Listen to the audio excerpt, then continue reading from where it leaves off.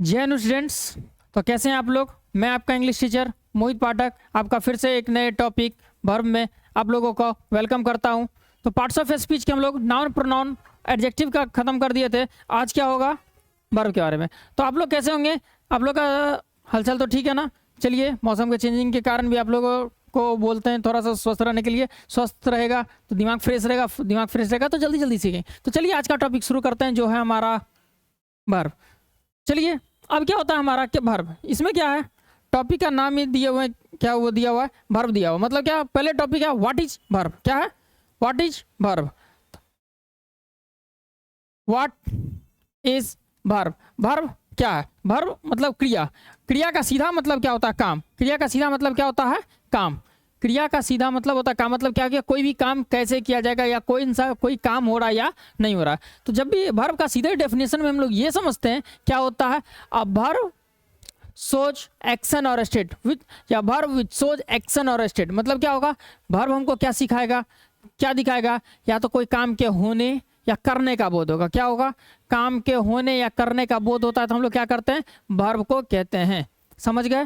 Verb हमारा क्या होता है, जब भी काम के करने या होने का जब भी बोध होगा तो क्या हो जाएगा, वर्ब हो जाएगा। चलिए आइए इसी की तरह से हम लोग शुरू करते हैं। एकदम बेसिक इजी लैंग्वेज में आपका भी वर्ब क्लियर हो जाएगा। वर्ब का ऑल काइंड्स के बारे में आप लोग जान जाइएगा। तो चलिए, अब जैसे यहाँ पे लिखा हुआ द वर्ड विच सोच एन एक्शन और स्टेट। मतलब टॉपिक का क्या नाम हम लोग दिए हुए यहाँ पे, वर्ब दिए। क्या दिए हुए हम लोग यहाँ, वर्ब दिए हुए। क्या हमारा टॉपिक का नाम यहाँ क्या है, वर्ब है। वर्ब किस रूप में है, द वर्ड्स विच सोच एन एक्शन और स्टेट ऑफ बीइंग। इसका मतलब ये होता है, एक्शन मतलब या कोई काम, या स्टेट ऑफ बीइंग मतलब किसी काम के करने या होने का जब बोध होगा तो क्या होता है, वो हमारा वर्ब के रूप में होता है। मतलब क्रिया कहते हैं, क्रिया या किसी भी कार्य के करने या होने का को बतलाने वाले शब्द को क्या कहते हैं, क्रिया कहते हैं। समझ में आ गया। जब भी कोई काम होगा या काम करने का बोध होगा तो उसको क्या बोलेंगे हम लोग, वर्ब बोलेंगे। अब क्या होता है, जैसे कि क्या हो गया यहाँ पे डू हो गया, ईट है, डू है, प्ले है। अब इसमें अगर आप लोग और ऐड करना चाह सकते हैं तो क्या कर सकते हैं, रन लिखिए, दौड़ना, ईट हो गया खाना, टेक लेना, ब्रिंग लाना, डू पहले ही लिखा हुआ हो चुका है, रिमेंबर, रिमेंबर याद करना। समझ में आ रहा है।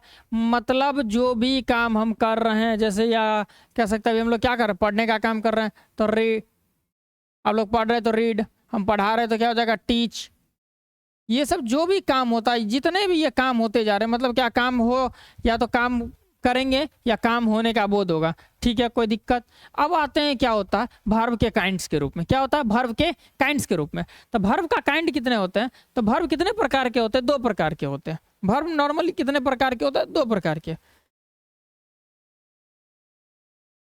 वर्ब कितने प्रकार के हो गए हमारे, दो प्रकार के।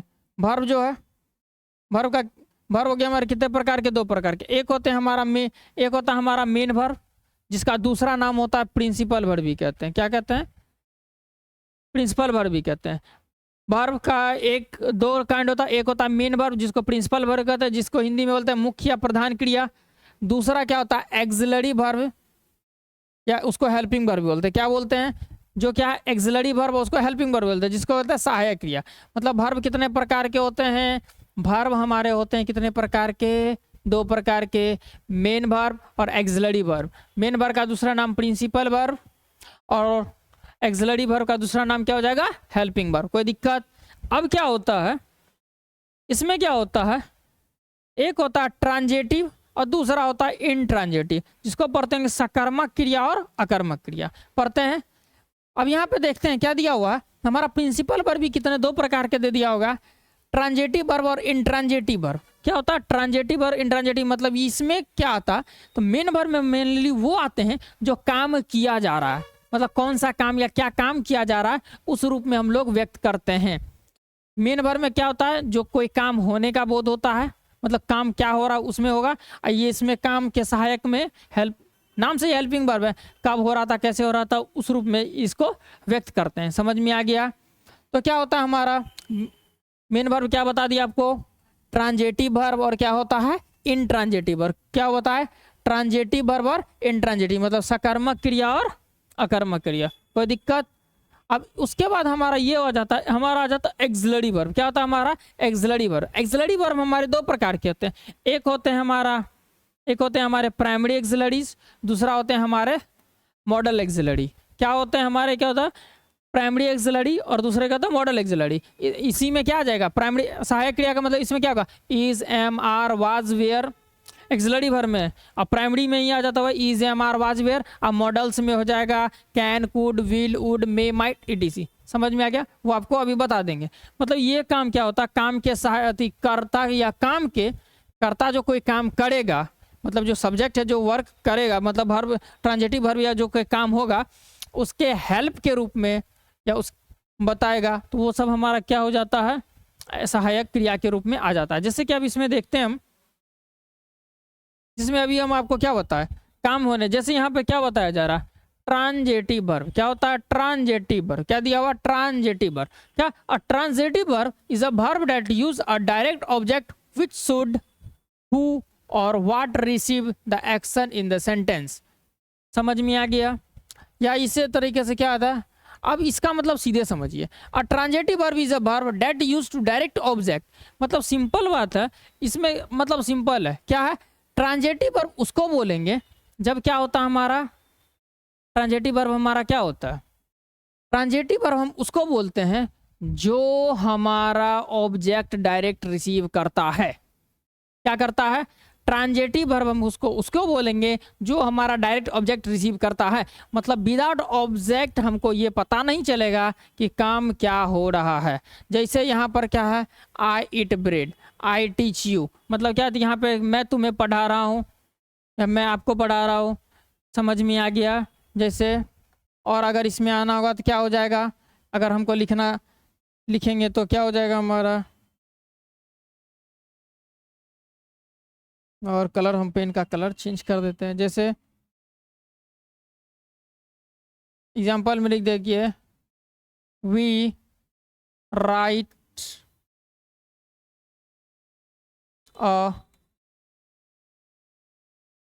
लेटर। क्या हो गया वी राइट ए लेटर। इसी तरीके से क्या हो जाएगा वी प्ले विथ, या सीधे वी प्ले बॉल, हम लोग गेंद खेल रहे हैं। क्या करते हैं वी प्ले बॉल, हम लोग क्या कर रहे हैं गेंद खेल रहे हैं। समझ में आ गया। मतलब जब भी क्या होगा, जब भी कोई काम होगा उसके साथ अगर वो ऑब्जेक्ट डायरेक्ट ऑब्जेक्ट जोड़ेंगे तो उसमें क्या हो जाएगा हमारा, क्या हो जाएगा ट्रांजिटिव वर्ब के अंतर्गत आ जाएगा। कोई दिक्कत।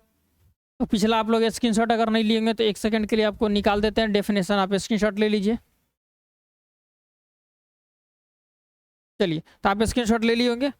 समझाने फ्लो में थोड़ा बग है, कोई दिक्कत नहीं, इसलिए स्क्रीनशॉट का थोड़ा सा समय दे दिए। अगर आपको इसका भी डेफिनेशन का स्क्रीनशॉट लेना है तो ले लीजिए।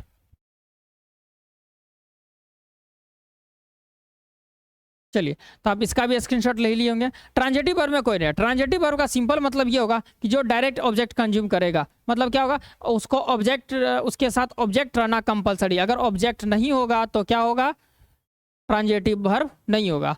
समझ में आ गया। तो इसी अब अगला आते हैं हमारा इंट्रांजिटिव। तो सबसे सिंपल है, जब ट्रांजिटिव वर्ब में ऑब्जेक्ट लगेगा तो इंट्रांजिटिव में ऑब्जेक्ट नहीं लगेगा। कोई दिक्कत।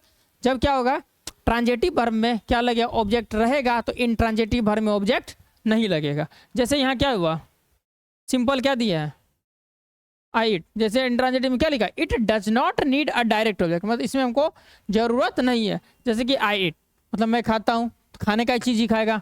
ही स्लीप वो सोता है, दे प्लेड वो खेल रहा है। समझ में आ गया। अगर इसी के द सन राइजेज, क्या होगा सन उग रहा है।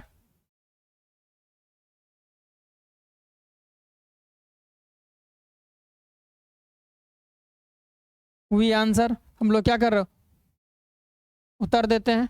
या यहाँ पे क्या होगा सूरज उगता है हम लोग उत्तर देते हैं। हो जाएगा। जब भी ये बस इसी तरीके से मतलब क्या होगा, आई कोई सा भी वर्ब अगर जिसमें ऑब्जेक्ट की ज़रूरत नहीं है या जिसमें ऑब्जेक्ट नहीं है वो क्या हो जाएगा, वो हो जाएगा हमारा इंट्रांजिटिव वर्ब। जैसे लिख देंगे आई गो, मैं जाता हूँ, ठीक है। तो जब भी किसी भी चीज़ में अगर ऑब्जेक्ट की आवश्यकता नहीं होगी तो उसमें या ऑब्जेक्ट नहीं होगा वो हमारा इंट्रांजिटिव वर्ब हो जाएगा। और ट्रांजिटिव वर्ब किसे बोलेंगे, तो वैसा वर्ब जिसमें ऑब्जेक्ट लगेगा वो हमारा क्या हो जाएगा, ट्रांजिटिव वर्ब। कोई दिक्कत, ट्रांजिटिव वर्ब में ऑब्जेक्ट लगेगा, इंट्रांजिटिव वर्ब में ऑब्जेक्ट नहीं लगेगा। चलिए तो आप इसका भी स्क्रीनशॉट ले लीजिए। तो चलिए आप वीडियो पॉज करके स्क्रीनशॉट तो ले ही लिए होंगे। अब हम आपको क्या बताए थे, हेल्पिंग वर्ब। क्या बताए थे हमारा, हेल्पिंग वर्ब। हेल्पिंग वर्ब क्या होता है, तो हेल्पिंग वर्ब में हम क्या बताए थे, या एक्सिलरी वर्ब जो हम बताए थे उसमें क्या था, is am are was were बताए थे। तो वो दो प्रकार के बताए थे, प्राइमरी और क्या होता है प्राइमरी वर्ब, प्राइमरी एक्सिलरीज और मॉडल एक्सिलरी। क्या होता है, प्राइमरी एक्सिलरी और मॉडल एक्सिलरी। तो प्राइमरी एक्सिलरी वर्ब में क्या होता है, प्राइमरी एक्सिलरी में हमारा क्या होता है, क्या दिया हुआ, प्राइमरी एक्सिलरी दिया हुआ, उसमें क्या होता है, वर्ब टू बी के साथ क्या दिया हुआ हमारा,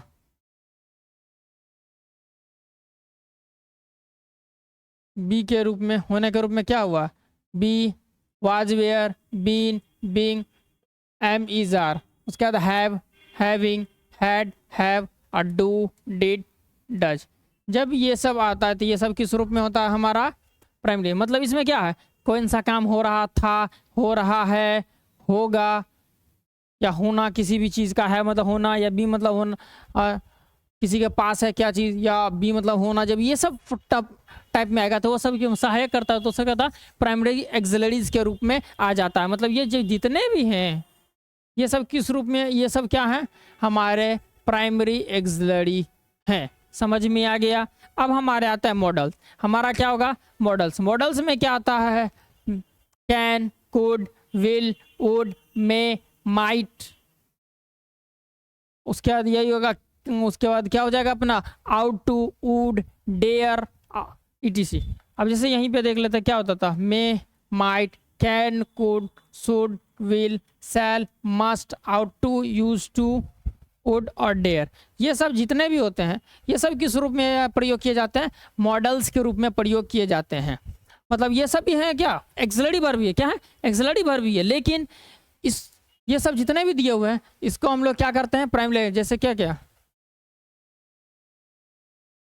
आई एम गोइंग अगर कोई हम लिख दे, यहाँ पर क्या हो जाएगा, एम जो हो जाएगा हमारा क्या, प्राइमरी एक्सिलरी के रूप में हो जाएगा, क्योंकि क्या, जा रहा हूँ, एम क्या कर रहा है, इसका सहायकता के रूप में, नाम से ही समझिए। तो क्या होगा, ये हमारा एक्सिलरी वर्ब के रूप में आ जाएगा यहाँ एम। और अगर क्या होगा, आई कैन गो, मैं जा सकता हूँ, है ना, यहाँ पर ये क्या हो जाएगा, कैन जो आ जाएगा।